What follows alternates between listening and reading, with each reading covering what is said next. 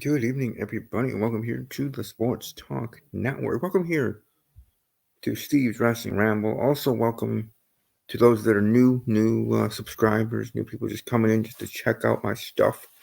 I appreciate it. However long you stay at this video, 10 seconds, 10 hours, 10 minutes, whatever. Um, well, don't worry, my videos are usually not 10 hours, but you know what I mean. I hope you do enjoy it. Hope you enjoy the way I share my opinions in regards to professional wrestling, in regards to my predictions. The way I do things might be different than yours. But hey, hopefully we all respect each other and blah blah blah. Like I said, because I mean that. If we can't have each other's backs here in the wrestling community or just in the YouTuber community, um, then where are we going to find that positivity? We get enough negativity in regards to social media and responses from, I guess you can call trolls or haters or whatever. Then again, those trolls or haters are the ones that probably watch you the most. Whether it's here my own channel or your own channel, if you're watching, you're a fellow YouTuber, whether you talk wrestling, football, basketball, cosmetics, electronics, whatever your channel is about, the ones that are just seeing the most are probably the ones watching the most. I'm just gonna assume that. I don't need no new beta tested new studio analytics to tell me that. And I mean that respectfully from YouTube. I just don't need that to tell me what the obvious is of that fact. But again, if you are new to the channel, if you are watching this video, and this is your first one watching, well, thank you, and I apologize if anything does go wrong during this episode. But as you can tell, something new for those that have been watching on a weekly basis, and I thank my loyal subscribers and fans. I do StreamYard. Again, this video is powered by StreamYard. I found StreamYard after the end of the partner working relationship with Google Hangouts that YouTube had, and that's how I was doing my videos in the past. Now, I'm glad I found StreamYard. Thank you to a subscriber and also a random stranger.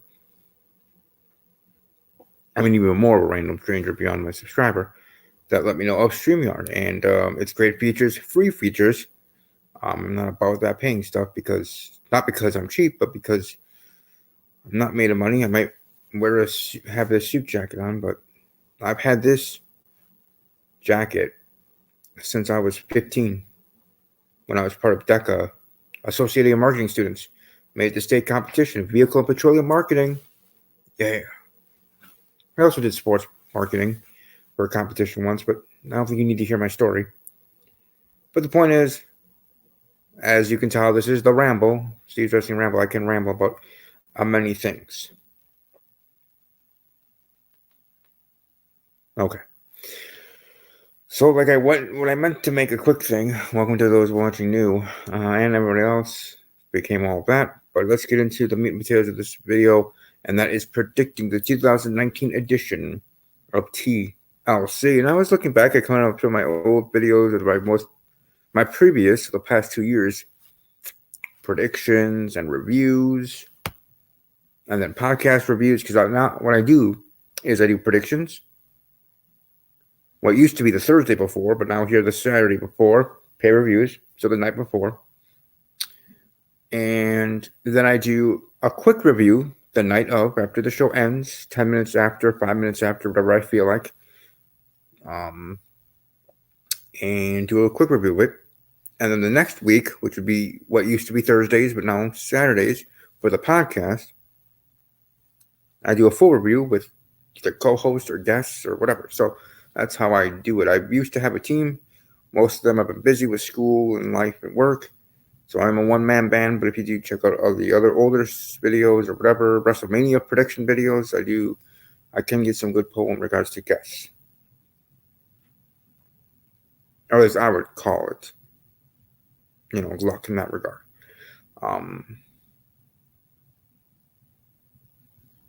But yeah, let's go over TLC. We'll go through these matches. It shouldn't take too long in regards to there's not too many matches, at least from what I see from WWE.com. What I'm looking at right now on my phone. And I would assume maybe there's one or two more matches that will be announced on social media during the pre-show. I mean, the pre-show has to mean something, right? It can't be for absolute nothing like it mostly means. I mean, then why have a pre-show? because I literally mute most of it anyways, either because I'm having dinner or I just don't need to hear it. I'm not saying the people are bad at it. I did the same when Renee Young is hosting, and she's awesome. She's one of the best in the business. So whoever it is, it's not the person that I'm muting, it's the show, because if anything, I'm watching the pre-show for whatever matches are in the pre-show because I predicted those matches, so for the podcast sort of thing. And plus sometimes the wrestlers, the matches. But the point being is, it's like in the NFL, trying to get rid of or adding games to the season, to the regular season. Here for the wrestling pay-per-views, maybe we can get rid of the pre-show or cut it down to a half hour. Yeah, you can cut it down to a half hour and have both matches in there, however long you want the matches. And have the other extra stuff that really you don't need. I'm just saying. Saves time, saves energy. And I would probably actually watch the full pre-show in that regard with sound on, not just sound on when the matches are happening. Sorry, not sorry. But anyways, before I do another rant or ramble, let's head into these matches. None of them have been announced for the pre-show. At least from what I see, they're just listed as if they're all part of the main show, though I'm sure that's not going to be the case unless these are to be. And whatever matches are announced tonight at like 2 a.m. Central Time here in Wisconsin, Central Local Time, or tomorrow during the day. Good thing I have awful work, but tomorrow during the day, they might be the pre-show matches. Oh, sorry about that. They might be the pre-show matches. So, I don't know. Either way, it's going to be interesting. Also, check out this shirt.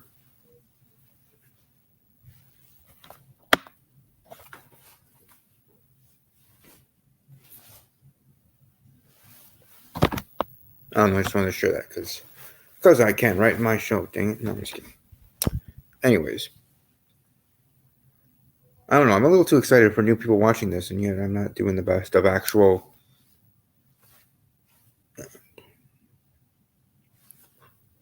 Aleister Black versus Buddy Murphy one-on-one contest. Pick a fight with me. Yeah, that wasn't done well done, but yeah, that guy, Aleister Black. Buddy Murphy versus Aleister Black. I'm Black. I'm going with Aleister Black for the win.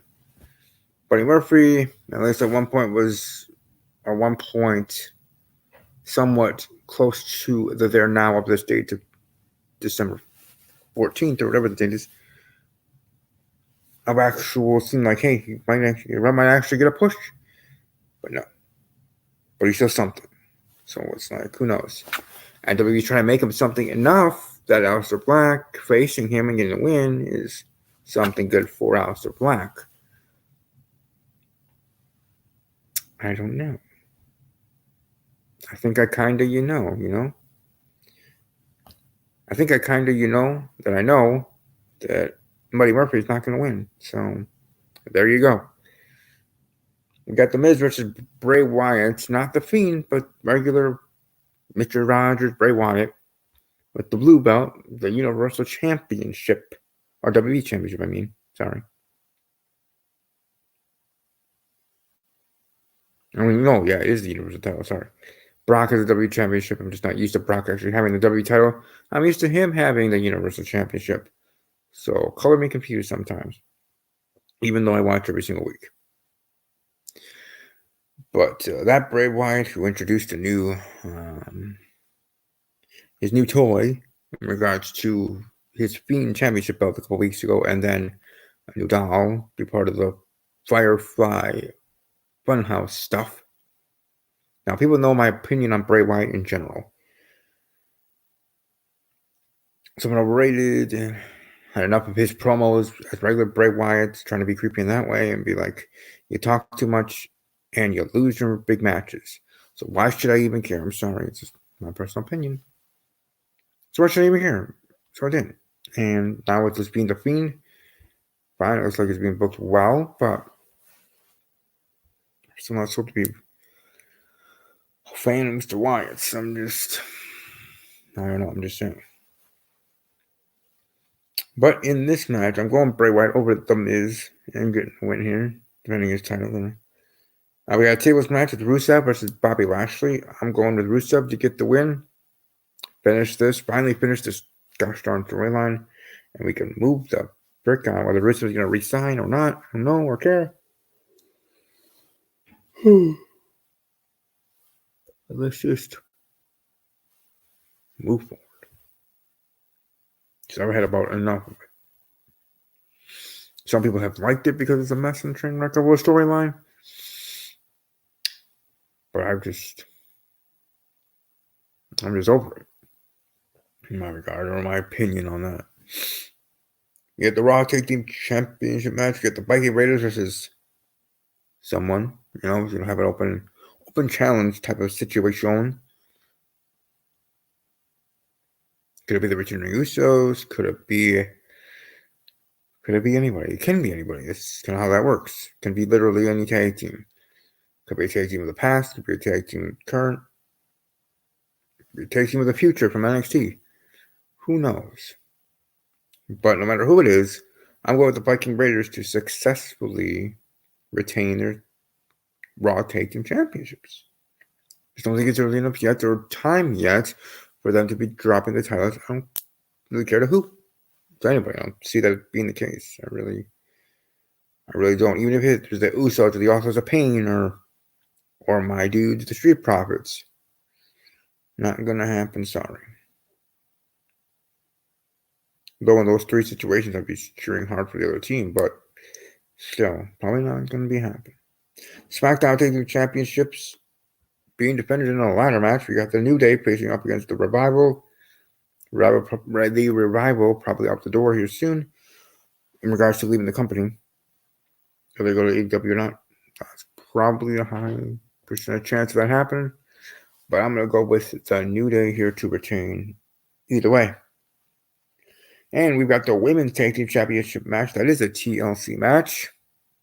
And for those that are watching live, welcome to leave a comment while we're doing predictions. But just wanted to share that in late. Either way, you got the Kabuki Warriors, the champions, are going up against the challengers, Charlotte Flair and Becky Lynch. The way that this match has been built up, it doesn't seem to me, or it does seem to me that it's very interesting in regards to how it was built up. It also seems to me. Oh, thanks, Gigi Vision. Thank you for stopping by. Very kind of you, good sir.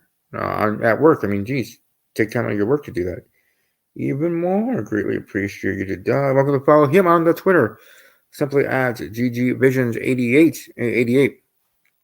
That's actually in reference to a year. That's the year I was born as well. April of 1988, to be exact for me, if anybody cared. But follow him on Twitter, GGVision88 on Twitter, and also find him on YouTube, youtube.com/GGVision. Simply there, check out his YouTube channel. He has great content there that I actually was able to quickly check out here before I went live. I'll be checking out more of his content myself later. But subscribe, ring the bell over there. Just as much as subscribing and ringing the bell here at Sports Talk Network. But as I was saying with Becky Lynch and Charlotte Flair and them as a tag team, and all of that jazz, and fun jazz, and interesting stuff. Having them two as a tag team is actually pretty interesting. If you have them actually winning said tag team titles, that in its own is good and great for the tag team division. As much as the fans would say it would be burying the Kabuki Warriors, but then again, fans say that all the time about burying superstars, their favorites, or this and that, or who needs to get pushed, who doesn't need to get pushed, and we all do have our opinions, and we all are entitled to them. Freedom of speech and other things, in general, we are. And I respect his opinion, I do. So I would never call anybody stupid. I would never say that your opinion is wrong. I wouldn't. I'm just saying that maybe, in a sense, we need to think a little bit about the situation, about your favorite superstar, and think of the reason why we think certain superstars, whether we're a fan of them or not, why we think and believe that they could be buried. or why we think that they're not being treated the way that we believe, individually and personally, that said superstar deserves more attention, deserves more of a push, more of a care. And in regards to Asuka specifically, and maybe the Kabuki Warriors as a tag team, that's the international flavor that they are. That they never, or she never really was buried. It just was a situational thing. I think it all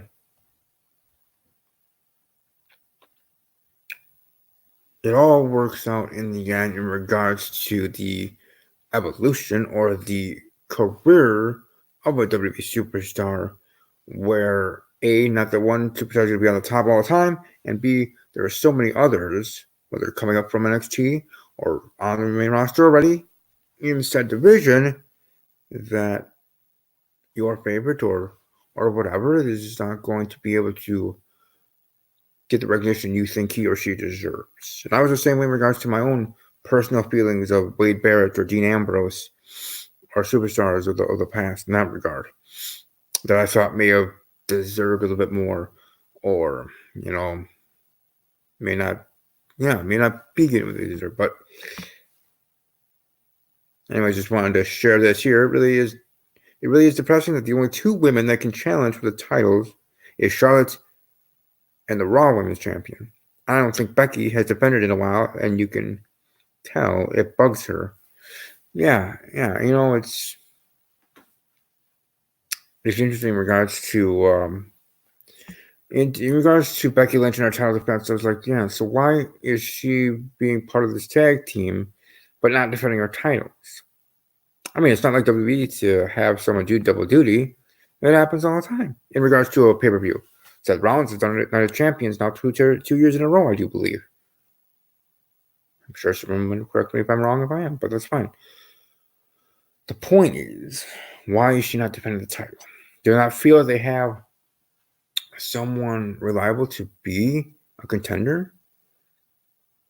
They could literally throw anyone out there and have contenders for her and have great matches, and then that could lead up to whoever they really actually want to be the ones to legitimately be a candidate to take the title off of Becky Lynch. And then we got Charlotte Flair, the best in the business, in my opinion, defending for these tag team titles. But it is sort of a thing that thrown together tag teams, and I mean even one like this one, part of the aforementioned four horsewomen, winning tag team titles, i.e. Ziggler and Rude, and many a plethora of others. So, and the fact that I love Charlotte and would mind her winning another championship, and this one up being the women's tag team titles, and her adding that another notch on her belt of accolades, and winning every single title that she is eligible to win. But that kind of also impedes on her own individual thing. Yeah, she has a long career to go, and she's a Flair, she's doing great and other thing, and I highly enjoy her. I also talk about how Sasha Banks is overrated to me, but it's just interesting. We'll just put it that way. Interesting. In regards to that, we have Charlotte Flair and the Raw Women's Champion Becky Lynch going after these tag team titles. But I do predict them to win. And as a fan, I do hope that they win. We'll see tomorrow night. And trust me, if some wild stuff happens, whether in this match or any other match, hopefully I can have a guest and have a second talking head talking about the show tomorrow night after the show ends. But heading into it, on paper, TLC actually looks a lot better than most, at least from what I've been seeing. Most have been giving it the credit for. So, calm on open mind. And I think in regards to how this match is going to be going, remember the saying that I always live by is everything happens for a reason. And for the Kabuki Warriors and for Charlotte and Becky, that'll be the case. That'll be the case for sure.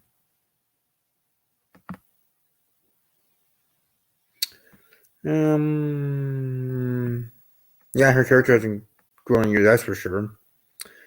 And kind of how my feelings in regards to Bray Wyatt, his shtick got old. And in regards to Bray Wyatt, it was more of it was getting old to me. He kept talking a game, but losing in the big matches. Sasha just hasn't grown at all in those years. And as for best seller, I don't know. Yeah, true. But either way, they're all great in their own way. But just for me, it's Charlotte that's number one. Carmella has really grown on me in the past couple of years for sure. Um, Carmella, Mandy Rose, I thought was at some point going to be a breakout star here, but nothing's really come upon of anything. And this whole lesbian storyline angle that I thought was going to be happening with her and Mandy Rose, I guess isn't happening. All right. I mean, I guess in real life they used to date. So that's cool. Yeah. But anyways, yeah, so that's gonna be interesting to see how that goes. And hopefully, beyond interesting to see how things go, Royal Rumble in January, which people are welcome to join my Royal Rumble pools. I might as well start promoting this too. Um, I every single year on Twitter at the Ramble _ WWE. You can slide my DMs on any of my Twitter handles, but let me know if you're interested to be part of that. It will be for the men's and for the women's. You can say you want to just be part of one or both, and you'll be entered. It'll be randomizer, and you'll get your number. Blah blah blah. I'm sure maybe people have already done it for other YouTubers, but for me, it's a little different in regards to the prize, since I'm not a big shot. I don't have anything tangible or cool like that I'll be giving out for winners. But it's bragging rights. It's open invite to be on the show, which I give to really anybody anyways, year round. But also you get to, for a full year, from the end of 2019 Royal Rumble or 2020 Royal Rumble to the start of the 2021 Rumble, as in regards to the actual show itself, not just the match itself, the pay-per-view event name, get to at any point during that year send two video suggestions, 1,000, whatever amount of video suggestions you want me to do of a video, and I will probably be okay with it. Like, I can think of a couple that I will not do because not a lot on YouTube and other things, but I mean, in general, I'm sure they won't be that way, but I'm just, in regards to whoever wins. But that's kind of another winning prize for the winner. But yeah, that's for each one, 30 entrants for each one. If I have more than 30 in general, like last year I had 120 total entrants, so 4 different ones. I'll have 4 different things for both men and women. So I just might as well start promoting that if people are interested. I already have a list started up with a couple people already showing interest in leading up to the end of the year here. But that's coming up too, Royal Rumble season. That's fun and craziness. All right, yeah. Thanks for stopping by. Welcome to Stop By Anytime, and hope to have you on the show in the future, sir. But yeah, Carmella, I say, certainly has improved highly. Mandy Rose has certainly shown her strides, but just hopefully that can continue to grow and be better. And I really hope that that can be the case. But like I said, I'm going with Becky Lynch and Charlotte Flair to win the women's tag team titles. And we'll move right along to the main event. Or probably could be the main event. We got the tables, ladders, and chairs match. The TLC match, Roman Reigns versus King Corbin. I am a big fan of Baron Corbin. I enjoyed his interview on WWE Backstage, just as much as I'm enjoying CM Punk on that show. But I'm going with Roman Reigns here. Obviously, come on now. Like I said, I'm a fan of Corbin, and I big the sky's the limit. And I hope he wins the title soon. And I mean the main title. I mean WWE or Universal title here at some point soon. But Roman Reigns all the way for the win here, and no reason to not say otherwise. So there you go. My predictions for WWE TLC 2019 edition, and things are certainly going to be interesting, not let alone how I'm going to do my predictions, but also in general how the show is actually going to go. And as I always do, I have my Insta poll that I'll have right after the show, and then I'll do the quick review with me, myself, and I, our guest. And then we'll see you next Saturday with the podcast, Steve's Wrestling Ramble here. Every Saturday at some point in the time. Morning, afternoon, or evening. And deep diving into all that happened in TLC. And then along with Raw, SmackDown, NXT during the week. But yeah, hope you all have a great rest of your evening. Enjoy TLC tomorrow night. That will be my next video I'll be doing, like I said. You can find me on social media. Here for the podcast, you can find it at the Ramble_WB. That is the Ramble_WB. You can find me on the gram, Instagram at StephenK_06. You can snap me at StephenK_06, Snapchat. And as I always do, promoting the next game for Whodunit. I love these. It's my passion, it's my love. As I said in my tell-all, that's part of my miscellaneous playlist that people can check out. I always hear that good things about the miscellaneous playlist. The miscellaneous playlist, that people enjoy it a lot. Beyond seeing like all the playlists I have in general, they like that one because there's different types of videos there that are in that playlist. And in there also are all my Whodunit cases where I'm wearing my suit, full suit, tie on, doing my cases and stuff like that. My cases for Whodunit Double Team should be live by now. I'll check if they are. If they aren't, I'm gonna make sure they are. But Whodunit Double Vision Season 2 is coming up in mid-January, late January, early February. Either way, early 2020. So look forward to being part of that and doing that. But yeah, I hope you all enjoyed the show. I am Stevie K, and the